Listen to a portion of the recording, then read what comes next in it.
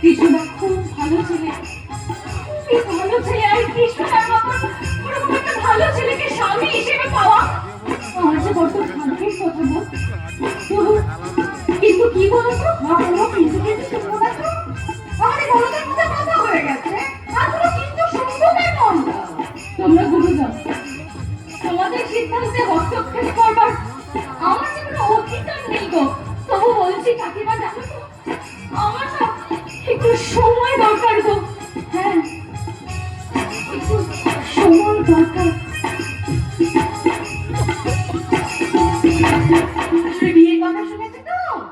লজ্জা পেয়ে গেছে, লজ্জা লজ্জা। হ্যাঁ কাকিমা, আমারও তাই মনে হয়। আচ্ছা কাকিমা, তাহলে হ্যাঁ তুমি এসো, আমি কাকা বাবু ফিরলেই কথাটা পারছি। ঠিক আছে ঠিক আছে, আসছি কাকিমা। বাবা, ভগবান কতদিন পরে আমাদেরকে একটু মুখ তুলে চাইলেন। বড় খোকার বিয়ে দিয়ে ওকে সাথে একটু বড় খোকা করতে। রাজলক্ষ্মী, তুমি চলে এসেছো? আমি একটা সিদ্ধান্ত নিয়েছি। সিদ্ধান্ত? হ্যাঁ গো, বড় খোকার বিয়ে দেবো। রাজলক্ষ্মী, তুমি আমার একটা কথা শোনো। শোনার জন্য কিছু নেই গো, আমি একটা থেকে স্বপ্ন দেখতে শুরু করে দিয়েছি। হ্যাঁ গো,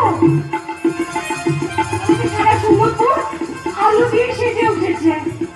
সানাই বাজছে, বাজে বাজছে, বিয়ে করতেছে। কত লোক এসেছে নববাবু থেকে আশীর্বাদ করতে। রাজলক্ষ্মী, তুমি দয়া করে আমার একটা কথা শোনো। সামনে আমাদের মহাবিপদ। এবার যদি কৃষ্ণ সব কথা জেনে যায়। কৃষ্ণ জেনে যাবে? কৃষ্ণ যে আমাদের অবস্থাত, মানে মানে নিজেদের সন্তান নয়। আপনি কে? আপনাদের দেখছি আপনার স্বামীর কথা আমাকে চিনতে দেরি করছেন। অবশ্য অবশ্য সেটাই স্বাভাবিক, অনেক বছর আগেকার কথা। রাজলক্ষ্মী, উনি ডক্টর নিবেদিত সেন, এই সুন্দরপুর স্বামী হাসপাতালের নতুন ডাক্তার হয়েছে। ডক্টর? হ্যাঁ, আজ আমার মনে পড়ছে অনেক বছর আগে এক ঝড় বৃষ্টি রাতের কথা। শুনে শুনে বাদ পড়ছিল, আকাশ পালা বৃষ্টি, বৃষ্টি করেছিল। দেখলাম সত্য ডাক্তারি করতে বসেছি, আমার থেকে সামনে ঘটেছিল সেই সমস্ত ঘটনাগুলো। তখন আমাদের কুমাবা কারখানা লক আউট হয়ে গেছে। পুরোনাতে তখন আমাদের পান্তা পুরো হই। এই আগ্রাসী রাজনৈতিক সন্তান সম্ভব হয়, কিন্তু সেই সন্তান ভূমিষ্ঠ হয়ে মারা যায়। আরো কোনোদিন মা হতে পারবে না। আর সেই চোখে ও তখন পাগলের মতো অবস্থা। সেই সময় ওই হাসপাতালে একটি পুত্র সন্তানের জন্ম দিয়ে মারা যায় এক অজ্ঞাত পরিচয় মহিলা। হাসপাতালে চলে যার নাম ঠিকানা কিছুই উল্লেখ ছিল না। হাসপাতালের নিয়ম কানুন এত উন্নত ছিল না। আপনারা যখন ভাবছেন ওই ওনার বাচ্চাকে নিয়ে আপনারা কি করবেন, তখন রাজলক্ষ্মী ছুটে গিয়ে আপনার কাছ থেকে ওই ওনার বাচ্চাটাকে কেড়ে নেয়। কেড়ে নি? সন্তানের মতো মানুষ করবো বলে কেড়ে নি, জানিস তো বাবা?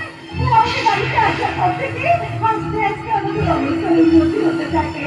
আমি ওর নাম দিয়ে কৃষ্ণ। সবচেয়ে আশ্চর্যের কথা কি জানেন ম্যাডাম? কৃষ্ণ আসার পর শুধু আমাদের অবস্থার উন্নতি হয়নি, রাজলক্ষ্মী আমার সন্তান সম্ভবা হয়। আর আপনাদের ডাক্তারিদের থেকে ভুল প্রমাণ করে ওর তার জন্ম দেয়। সেটা হতেই পারে, অনেক সময় অনেক কিছু ঘটে যা বিজ্ঞানে ব্যাখ্যায় মেলে না। কিন্তু ডাক্তার বলেছিলেন আপনার স্ত্রী কোনো মা হতে পারবেন না। কিন্তু কিন্তু আমি যখন প্রথম শুনি ওরা দ্বিতীয় সন্তান আছে, তখন আমি একটু চমকে উঠেছিলাম। ডক্টর, আপনি কি বলেন না কৃষ্ণ আমার শুধু সন্তান না, ও আমার কাছে দেবতা। সেই কারণে তো আমি বাড়ির মধ্যে ওকে সব থেকে বেশি ভালোবাসি। কিন্তু রাজলক্ষ্মী দেবী সত্যি কি একদিন না একদিন প্রকাশ পাবে না। এই সত্যটা প্রকাশ থেকে চলবে না। এই সত্যটা প্রকাশ থেকে চলবে না। কৃষ্ণ যে আমাকে খুব ভালোবাসে, ও যদি জানতে পারে আমি ওর মা না, আমার কৃষ্ণ বাঁচবে না।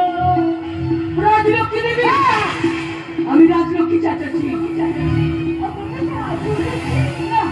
আপনার পায়ে পড়ছি, এই সত্যটা প্রকাশ পেতে দেবেন না। এই সত্যটা প্রকাশ পেতে দেবেন না। এই সত্যটা প্রকাশ পেতে দেবেন না। আমি তো একজন সন্তানের মা, তাই তাই আমি আপনাদের যন্ত্রণাটা বুঝতে পারছি। কিন্তু তারপরে যে আমি বলতে বাধ্য হচ্ছি, আকাশে মেঘ জমলে বৃষ্টি কিন্তু হবেই। বৃষ্টি কিন্তু বৃষ্টি কিন্তু হবে।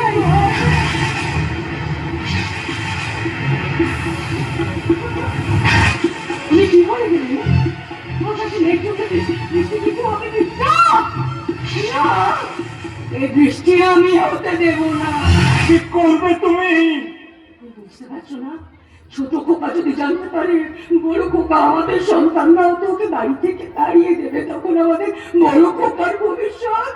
রাজলক্ষ্মী, শোনো, আমাদের সমস্ত স্থাবর অস্থাবর সম্পত্তি আমরা না বড় খোকার নামে লিখে দেবো। অসম্ভব,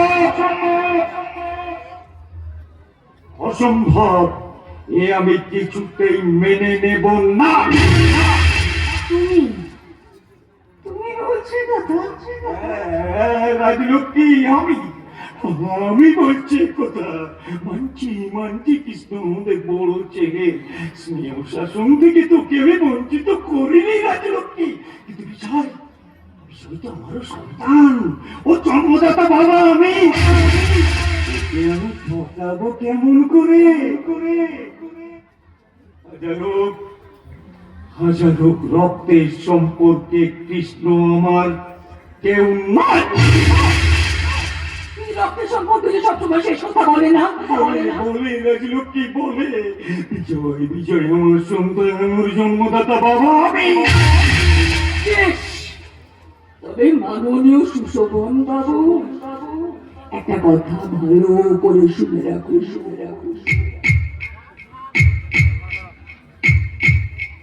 এই সমস্ত সম্পত্তি সমানভাবে অর্ধেক হবে। এক ভাগ পাবে আপনার ছেলে, আর বাকি অর্ধেক পাবে আমার ছেলে। কৃষ্ণ আমারও।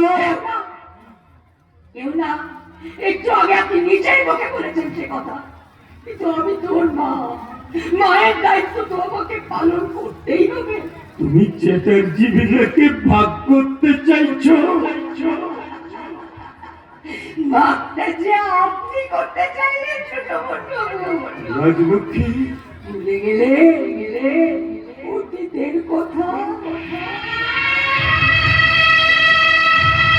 তার ভাগ্যে আজ আপনি চ্যাটার্জি ভিলার চূড়ায় রয়েছেন, তাকে আজ ভাগ্যহীন করতে চাইছেন সুশোভন বাবু।